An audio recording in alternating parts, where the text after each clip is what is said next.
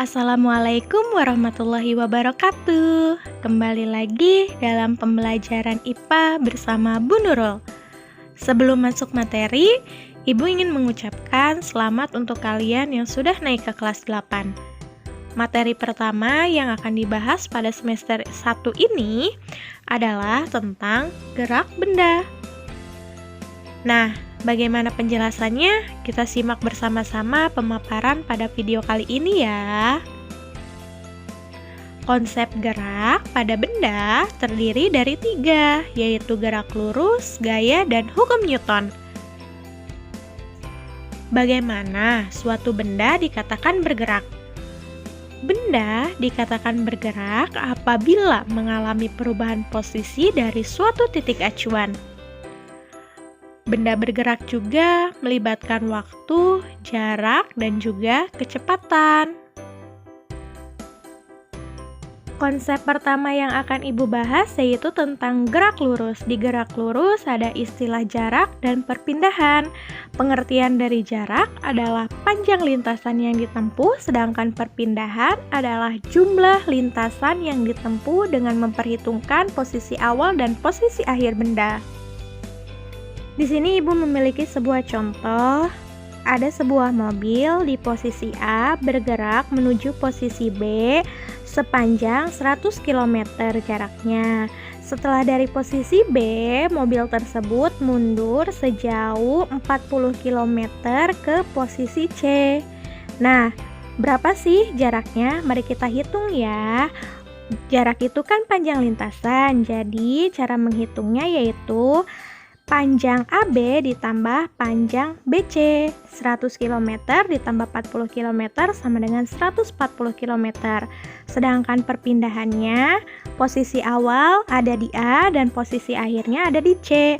Maka panjang AB dikurang panjang BC, yaitu 100 km dikurang 40 km, hasilnya 60 km.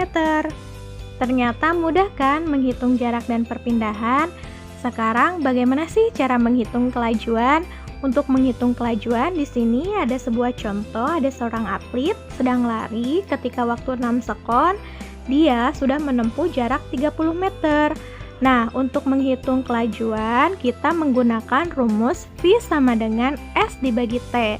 Di mana V itu untuk kelajuan satuannya meter per sekon, S itu jarak yang ditempuh satuannya meter, dan T itu adalah waktu yang ditempuh satuannya sekon atau detik.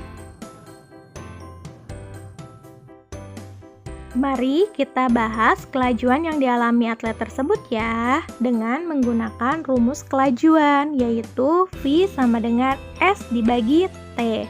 Di mana V-nya itu kelajuan satuannya meter per sekon ya, ingat. Sedangkan jarak satuannya meter dan waktu satuannya sekon.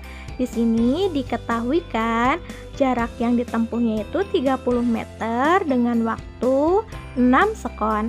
Ditanyakan kelajuan, kita jawab V sama dengan S dibagi T, di mana S-nya 30 meter dibagi T-nya 6 detik atau sekon, hasilnya 5 meter per sekon. Setelah tahu rumus kelajuan, ada juga rumus kecepatan. Rumus kecepatan ini hampir sama atau hampir mirip dengan rumus kelajuan, tetapi yang membedakannya di sini menggunakan delta S atau selisih perpindahannya. Hampir mirip antara kelajuan dan kecepatan, tetapi ada yang membedakannya. Kalau kelajuan itu berhubungan dengan jarak, kecepatan itu berhubungan dengan perpindahan. Kalau kelajuan, alatnya itu speedometer, sedangkan kecepatan alatnya itu adalah GPS. Ketika kita melakukan perjalanan, kendaraan yang kamu tumpangi akan bergerak dengan kecepatan sama? Tentunya tidak. Jika kendaraan kita mendekati lampu lalu lintas, akan diperlambat. Sedangkan ketika menjauhi lampu lalu lintas, akan dipercepat. Selanjutnya yang akan Ibu bahas yaitu tentang percepatan. Rumus dari percepatan adalah A sama dengan delta V per delta T, di mana delta V-nya itu didapatkan dari V2 dikurang V1. Untuk keterangannya kalian bisa baca di samping. Percepatan itu memiliki satuan meter per sekon kuadrat. Oke, setelah tadi kalian tahu tentang rumus tentang percepatan, di sini Ibu memiliki contoh soal. Ada sebuah mobil yang mula-mula diam bergerak dipercepat beraturan hingga kecepatannya menjadi 72 km per jam setelah bergerak selama 30 sekon. Berapakah percepatan yang dialami mobil tersebut? Untuk mengetahui jawabannya, simak bersama-sama ya. Kita tulis dulu diketahui, yaitu V awal atau V satunya, yaitu 0 km per jam. Kenapa 0 km per jam? Karena di sini mobil mula-mula diam. 0 km per jam ini harus diubah dulu ke meter per sekon, hasilnya tetap 0 meter per sekon. Setelah itu, V2-nya ada 72 km per jam. Nah, kilometer per jam ini harus diubah dulu ke meter per sekon. Gimana cara ngubahnya? Menggunakan konversi tangga. Kilometer ke meter itu turun 3.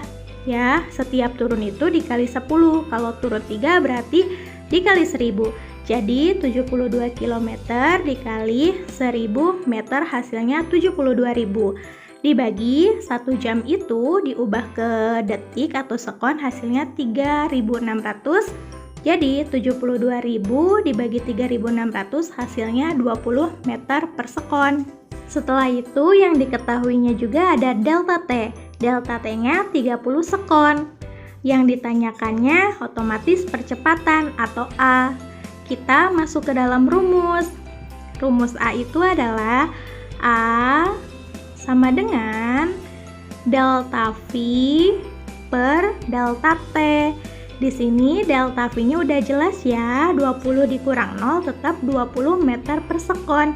Dibagi delta T-nya 30 sekon, jadi 20 dibagi 30 hasilnya 0,6 meter per sekon kuadrat. Jadi percepatan mobil tersebut adalah 0,6 meter per sekon kuadrat.